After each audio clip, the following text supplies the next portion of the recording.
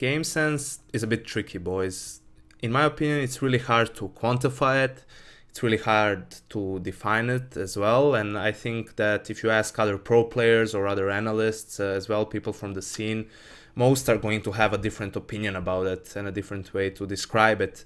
In my opinion, it's the ability to understand and read the game, and then using that ability along with the information you get within the round to make the best possible decision and make the least amount of mistakes. So I'm gonna try and give an example of this, a couple of examples. So in my opinion, first of all, it starts by understanding the maps and you know the map you're playing on. I took Cache here as an example. So you need to understand first, you know, what are the most common setups for the Ts and the CTs, right? The most common ones for the CTs are the 2-1-2 setup, where they're passively on mid, you know, they don't want to fight the Ts there, just have someone getting information there, and they're more focused on defending the bomb sites. Obviously, you have variations of this, you know, players can be boosted here,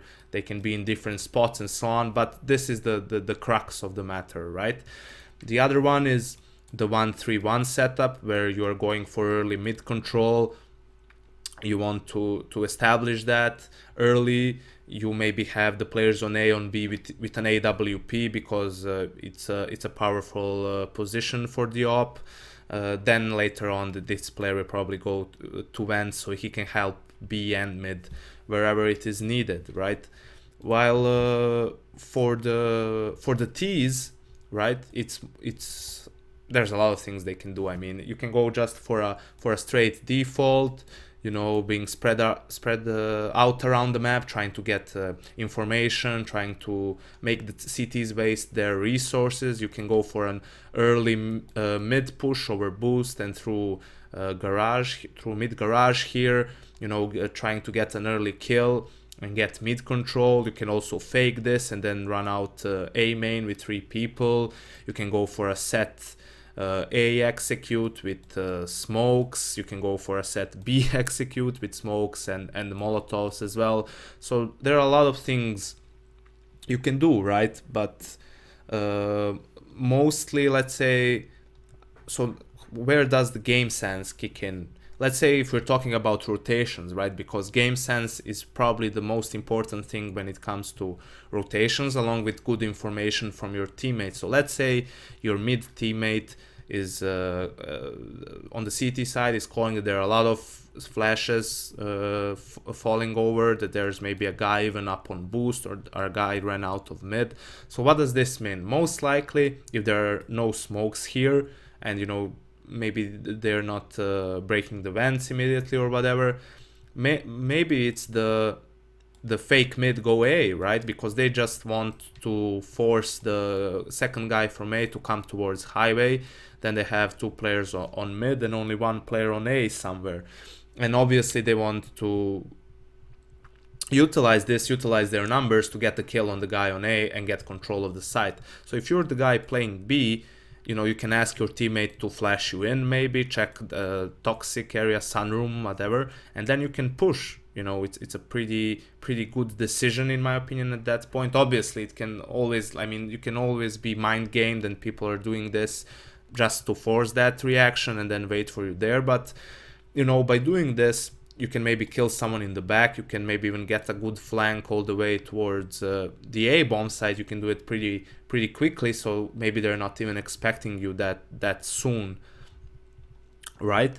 So that's an example of how you can, you know, utilize your knowledge about how the map works and what are the most common things that the Ts can go to get an advantage maybe for your team by using rotations, right? It can also be on the T side, it can be, you know, realizing what's the CT setup at that point. So if you're a guy playing B in a default and there's no smoke here, which is a pretty common thing for the CTs to do early, and you know they have a good economy, then that could very well mean that there's an opper here holding this angle, especially if you're Mid players are also calling that there's a smoke here, a molotov, 2 grenades, and so on. So you can probably guess that they're going for mid control, and maybe there's an upper here waiting for you. So then you can use that to your advantage. You can say that to your in-game leader. He can then call something and execute. You have prepared for exactly that situation. I mean, you can also try and do something by yourself. Obviously, you can get punished for it, but you can also, I mean, gain ground for your team by doing that. What Get Right used to do, one of the first guys I saw do that, is he would throw a smoke off of this to smoke off this entrance. So also he would molly, I think, checkers, then flash, so he could get control of the area behind the box here, maybe even close checkers, right? And he used to do that every round. So the CTs couldn't know at that point if there are more players there, if he's just by himself doing that. So it's hard for the CT player at that point, because, you know, are you gonna put 2 players there and he's just, you know, forcing you to rotate, or maybe there's 3 more players behind there and they're gonna explode, right?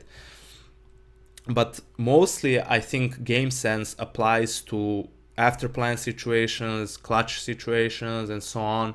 Why? Because that's a situation where things are happening really fast and you cannot plan for it. I mean, yeah, you go for an A strat, but you can't know exactly where the opponent is going to be. You're going in trading there, you're half flashed and so on, and you can find yourself in weird positions after the trade is over and after the bomb is planted. You could end up with having 2 players in quad, 1 player in sight. You know, ideally you would like to have someone at forklift, at quad, so you can set up crossfires, maybe even in sight, so he can peek out if a player is deep inside, maybe A main, and so on. Those are like ideal positions, right? And players are aware of this, but sometimes you just can't go for it, right? So this is where Gamesense comes into motion. You know, good players are aware of this. They're aware if they're in a bad situation or whatever, and then they realize what's the correct play. Okay, let's try and maybe boost on quad to get a kill. Then we even out the situation. Okay, maybe I'm gonna just peek out and die, risk it so they don't expect a second player there, or maybe I'm just gonna keep baiting for me so that a player can peek from the other side, or maybe peek from sight, and so on. And there are a lot of things that influence this decision, right? Because again, you can have a lot of different situations. It depends. Did you go for an A strat straight up, like early in the round? Because if you did, then probably the CTs from B that are rotating over still have their molotovs for quad, for forklift, for whatever, still have flashes they can smoke off, maybe even A main, and that makes it much harder for the Ts.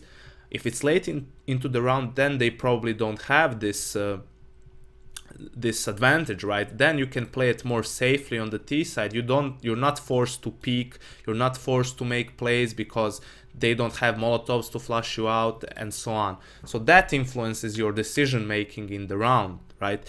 It also depends the amount of map control you had early on. If you didn't have map control, then maybe someone can be on the quick flank, as I described. So maybe you need to take that into account as well.